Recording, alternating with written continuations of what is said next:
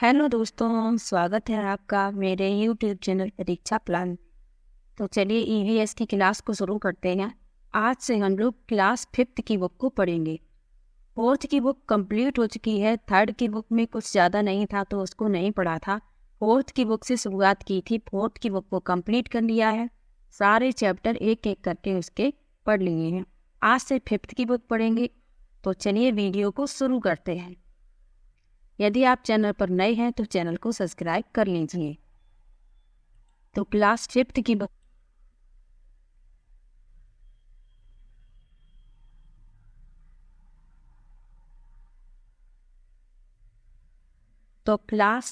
Book का पहला lesson पढ़ेंगे, कैसे पहचाना चींटी ने दोस्त को।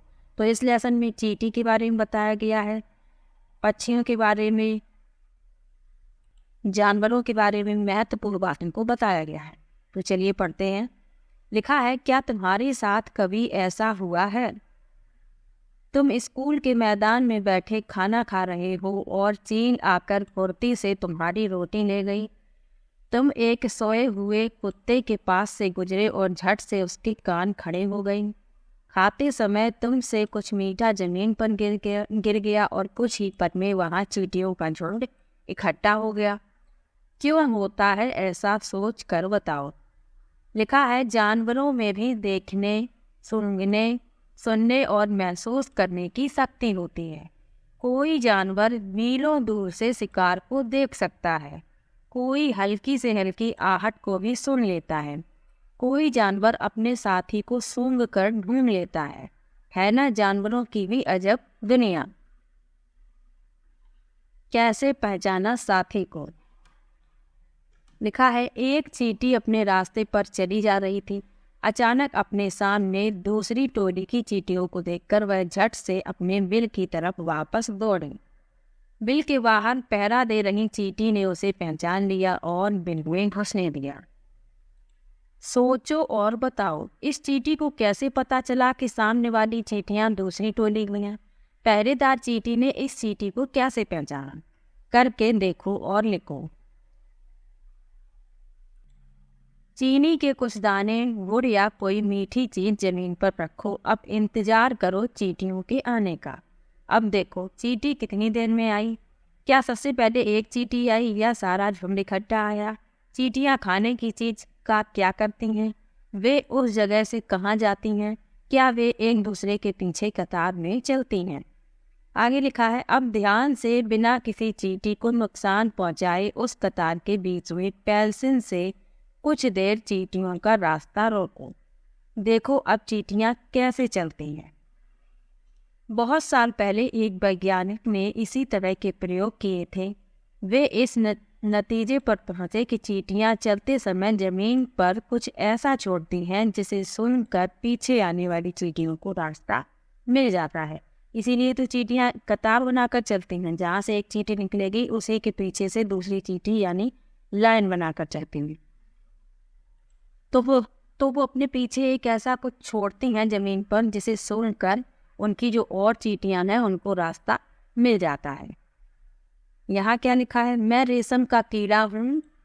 मैं अपनी मादा को उसकी गंध से कई किलोमीटर दूर से ही पहचान लेता हूँ। यानी रेशम का जो कीड़ा होता है वह अपनी मादा को कई किलोमीटर दूर से ही गंध से पहचान लेता है। इस बात को भी याद रखिएगा। क्या तुमने कभी किसी कुत्ते को इधर उधर सूंघते हुए देखा है? सोचो कुत्ता क्या सूंघता होगा। सड़कों पर कुत्तों की भी अपनी जगह बटी होती है। एक कुत्ता दूसरे कुत्ते के मल मूत्र की गंध से जान लेता है कि उसके इलाके में बाहर का कुत्ता आया था। इसीलिए तो कुत्ते सूंघते रहते हैं, उनको पता चल जाता है, मल मूत्र की गंध से पता चल जाता है कि इस इलाके में कोई बाहरी कुत्ता आ गया है। अब यहाँ पढ़ते हैं, कैसे दिखा। किसी ऐसे पक्षी का नाम लिखो जिसकी आंखें सामने की तरफ होती हैं। ऐसे कुछ पक्षियों के नाम लिखो जिनकी आंखें सिर के दोनों तरफ होती हैं। इन पक्षियों की आंखों का आकार उनके सिर की तुलना में कैसा होता है? लिखा है, ज्यादातर पक्षियों की आंखें उनके सिर के दोनों तरफ होती हैं। पक्षी एक ही समय में दो अलग अलग चीज़ों पर नज़र डालते हैं। इस बात को याद रखिएगा कि पक्षी जो है एक ही समय में दो अलग अलग चीज़ों को देख सकते हैं। जब ये बिल्कुल सामने देखते हैं तब इनकी दोनों आंखें एक ही चीज़ पर होती हैं। तुमने देखा होगा कई पक्षी अपनी गर्दन बहुत ज़्यादा हिलाते हैं। जानते हो क्यों? ज़्यादातर पक्षियों की आंखों की पुतली घूम नहीं सकती, वे अपनी गर्दन घुमाकर ही आसपास देखते हैं। यानी पक्षियों की जो आंखें हैं उनकी पुतली होती है वो घूम नहीं सकती, इसलिए वो अपनी गर्दन को हिलाते रहते हैं और अपने आसपास की चीज़ों को गर्दन घुमाकर ही देख पाते हैं। अब लिखा है चील, बाज और गिद्ध जैसे पक्षी हमसे 4 गुना ज़्यादा दूर से देख पाते हैं। इस बात को याद रखिएगा और हो सके तो कहीं पर नोट कर लीजिएगा कि चील, बाज और गिद्ध जैसे जो पक्षी हैं मनुष्य से 4 गुना ज़्यादा दूर से देख पाते हैं। जो चीज़ें हमें 2 मीटर की दूरी से दिखाई पड़ती हैं वही चीज़ ये पक्षी 8 मीटर की दूरी से देख सकते हैं।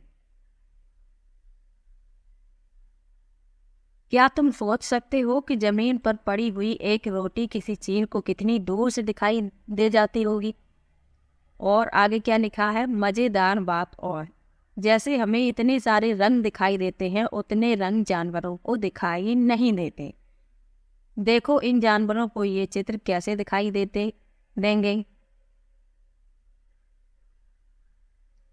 ये छपे हुए हैं इनके चित्र। कुत्ते को इस कलर का दिखाई देता है, चूहे को ऐसा, चिड़िया को ऐसा, इस तरह से बताया गया है। आमतौर पर माना जाता है कि दिन में जागने वाले जानवर कुछ रंग देख पाते हैं, रात में जागने वाले जानवर हर चीज को सफ़ेद और काली ही देखते हैं। बिल्कुल यही लाइन छपी होती है जब प्रश्न पूछा जाता है, और ये कई बार पूछा गया है कि रात में जागने वाले जानवर हर चीज को किस रंग में देखते हैं। तो याद रखिए सफ़ेद और काली ही देखते हैं रात में जागने वाले जानवर। और जो प्रश्न बनते हैं बिल्कुल एनसीईआरटी की लाइनें उठाकर रख दी जाती हैं इन्हीं किताबों से, और इन्हीं से प्रश्न बनते हैं। तो ये प्रश्न कई बार पूछा गया है, इसको नोट कर लीजिएगा। आगे लिखा है कितने तेज हैं कान। तुमने कक्षा 4 में पढ़ा था हमें पक्षियों के कान दिखाई नहीं देते। ये बात पिछली क्लास की जो बुक थी उसमें पढ़ी थी। उनके बाहरी कान छोटे छेद जैसे होते हैं। कितने तेज हैं कान। तुमने कक्षा 4 में पढ़ा था हमें पक्षियों के कान दिखाई नहीं देते। उनके बाहरी कान छोटे छोटे छेद जैसे होते हैं जो उनके पंखों से ढके रहते हैं।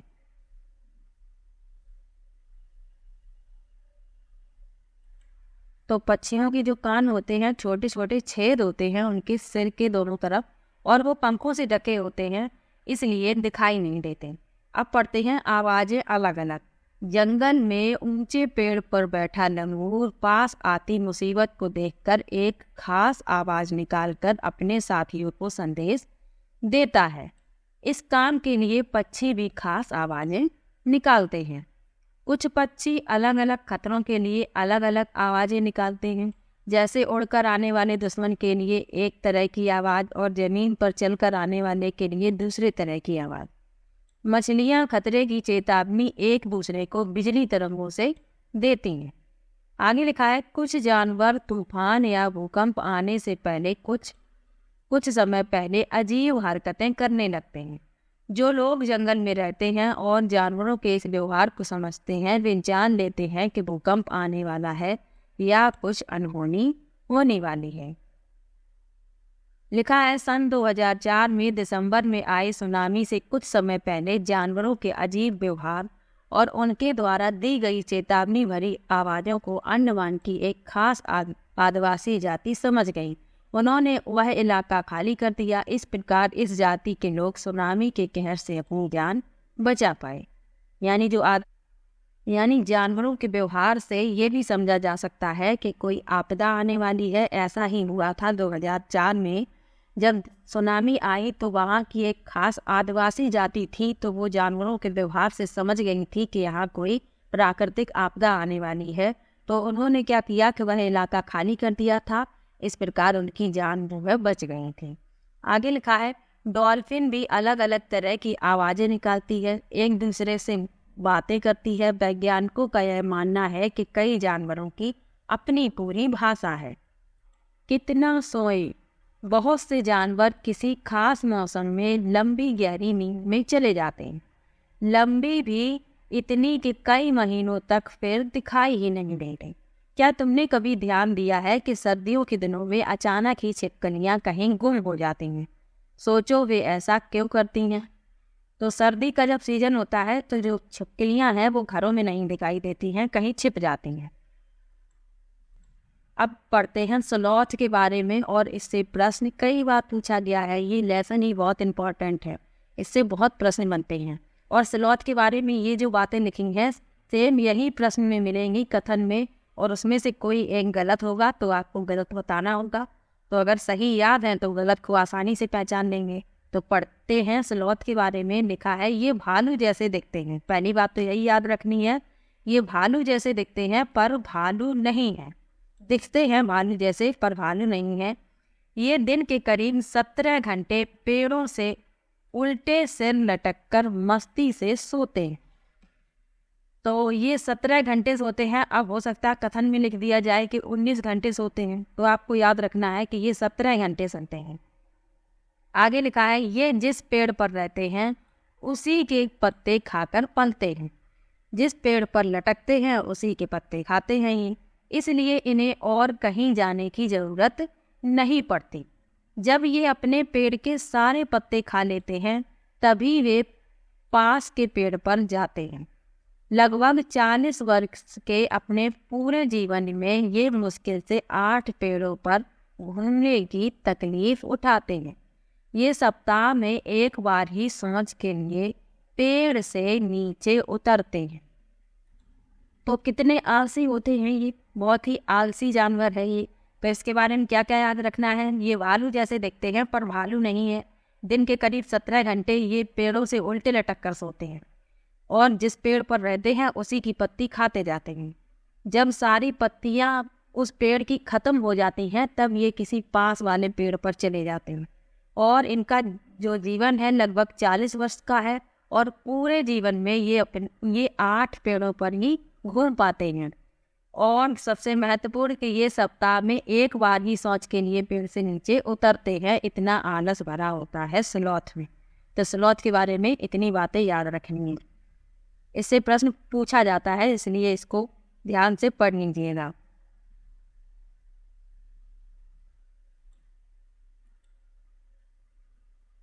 चलिए बाघ के बारे में जान लेते हैं महत्वपूर्ण बातों को। लिखा है बाघ अंधेरे में हमसे 6 गुना बेहतर देख सकता है। देखिए बाघ छपा हुआ है चित्र में।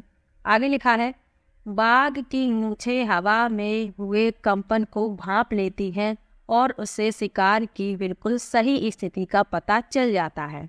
इससे इन्हें अंधेरे में रास्ता ढूंढने में भी मदद मिलती है। तो सबसे पहले ये मनुष्य से 6 गुना बेहतर देख सकते हैं। और दूसरा तथ्य लिखा है इनके बारे में कि इनकी जो मूंछें हैं, बाघ की मूंछें हवा में हुए कंपन को भी भांप लेती हैं और वह शिकार की सही स्थिति को जान लेता है। इससे इन्हें अंधेरे में रास्ता ढूंढने में भी मदद मिलती है। आगे लिखा है बाघ अपने इलाके में मूत्र करके अपनी गंध छोड़ते जाते हैं। यह इलाका कई किलोमीटर बड़ा हो सकता है। एक बाघ किसी दूसरे बाघ के मूत्र की गंध को झट पहचान लेता है। फिर उस इलाके में घुसना है या नहीं यह तो उस बाघ की मर्जी। आगे लिखा है यह मौके के अनुसार अपनी आवाज़ बदलता रहता है। गुस्से में अलग आवाज़ और बाघिन को बुलाना हो तो अलग आवाज़, कभी कभी कराना हो तो कभी गुर्राना। बाघ का गुर्राना 3 किलोमीटर दूर तक सुना जा सकता है। कितनी तेज इसकी आवाज़ होती है कि 3 किलोमीटर दूर से भी इसका गुर्राना सुना जा सकता है। आगे लिखा है बाघ हवा से पत्तों के हिलने और शिकार के झाड़ियों में हिलने से हुई आवाज़ में अंतर को भांप लेता है। बाघ के दोनों कान बाहर की आवाज़ इकट्ठा करने के लिए अलग अलग दिशाओं में बहुत ज़्यादा घूम भी जाते हैं। तो बाघ के बारे में इतनी बातों को याद रखना है। हो हाथी को उसके दांतों, गैंडे को सींग, शेर, मगरमच्छ और सांप को उनकी खाल के लिए मार दिया जाता है। कस्तूरी हिरण को थोड़ी सी खुशबू के लिए मारा जाता है। जानवरों को मारने वाले लोगों को शिकारी कहते हैं। यानी हाथी को उसके दांतों के लिए, गैंडे को सींग के लिए, शेर, मगरमच्छ और सांप को उनकी खाल के लिए मार दिया जाता है। इनका लोग व्यापार करते हैं। और कस्तूरी हिरण को थोड़ी सी खुशबू के लिए मार दिया जाता है। और ये जो लोग जानवरों को मारते हैं उनको क्या कहते हैं? शिकारी।